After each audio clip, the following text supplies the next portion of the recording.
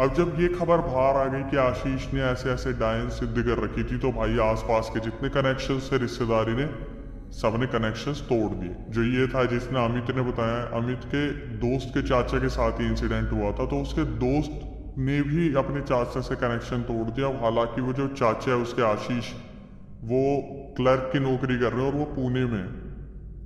लेकिन ये real incident है जो पूरा का पूरा हुआ, और मेरे पास पूरी इसकी रिकॉर्डिंग आई थी।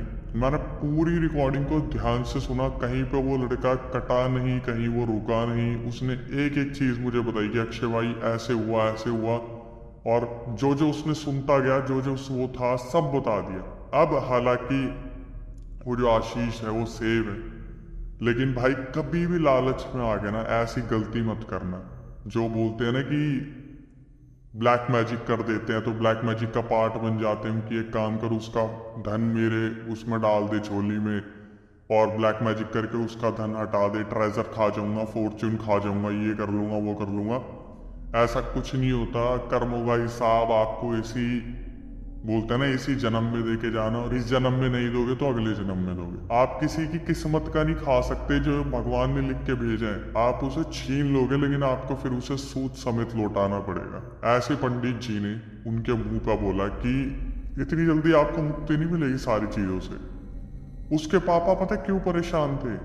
क्योंकि उसके पापा पुलिस में थे, और वो ये देख रहे थे कि साला अब समझ में आया, ये जो डायन इसको पैसे ला ला के देती थी, गांव में चोरी के केसेस इतने ज्यादा क्यों बढ़ रहे हैं। और वो अपने बच्चे पे कभी नजर नहीं दे पाए, क्योंकि गांव में चोरी के केसेस इतने ज्यादा बढ़ रहे थे। पहले तो पैसे मिल रहे थे विमल को, फिर पैसे मिल रहे थे आशीष को, और उसके पापा रात रात भर टेंशन में घूम रहे कि ऐसे गांव में कौन सा चोर आ गया।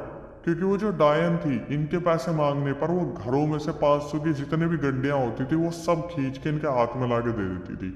और कंप्लेंट आती थी किसके पास? आशीष के पापा के पास, जो कि हवलदार थे, कि ऐसे ऐसे गांव में चोरियां बढ़ रही हैं, घरों से पैसे उड़ रहे हैं, घर में से पैसे चोरी हो रहे हैं, और ये पैसे ये उड़ा रहे थे अपनी आयाशी में। हालांकि सब ठीक है। अब इससे भी हमें एक बहुत बड़ा मैसेज मिलता है कि भाई जितना है उतने में खुश रहो, अपनी मेहनत से कमाओ ना जितना कमा सकते हो। बिजनेस खोलो तो वो ढंग का खोलो, जिससे कोई ऐसी हराम की कमाई ना आए जो आगे जाके आपको कहीं निकालनी पड़े, आपसे निकल जाए। चोरी का सहारा मत लो, ब्लैक मैजिक का सहारा मत लो, अपनी मेहनत से करो जो करो।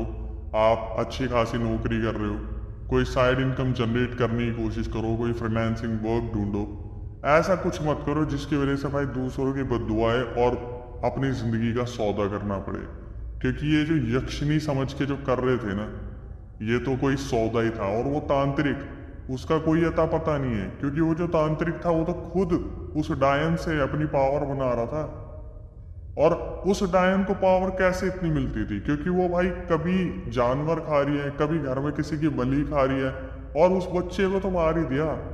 मैं अक्सर अपने बचपन से जितनी भी स्टोरीज मैंने सुनी है, उसमें मैंने सुना है कि डायन सबसे ज्यादा शक्तिशाली तब होती है जब वो बच्चा खाती है, और उस बच्चे को तो उसने खा ही लिया था।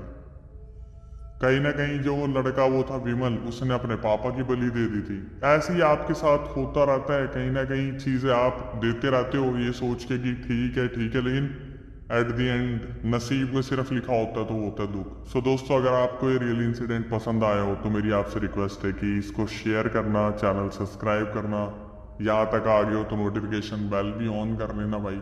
इंस्टाग्राम यूट्यूब को जो आप प्यार दे रहे हो उसके लिए तहे दिल से शुक्रिया। अगर आपके साथ कोई ऐसा इंसिडेंट हुआ तो प्लीज उसे मुझे शेयर करना। नई वीडियो आने तक stay tune with the channel. फिर जब महायज्ञ हुआ 3 घंटे, 3 घंटे चला, और 3 घंटे में जो आशीष भैया चिल्ला रहे थे ना, इतना तेज चिल्ला रहे थे अपने घर में, इतना तेज चिल्लाते चिल्लाते उनके पूरे हाथ में फोड़े हो गए थे, पूरी बॉडी में स्क्रैचेस आ गई थी, और इतना तेज चिल्ला रहे थे दर्द से कि जो आशीष भैया के पापा हैं उनको उनका मुंह उससे बंद करना पड़ा, जैसे किडनैपर लोग बंद कर देते थे ना कपड़े से। ये पूरा इंसिडेंट मतलब पूरे परिवार में तो फैल गया था, और उनके जितने भी रिलेटिव्स थे सब में फैल गया था।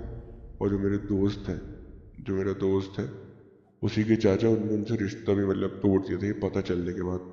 उनसे मतलब मोस्टली लोगों ने रिश्ता तोड़ दिया है।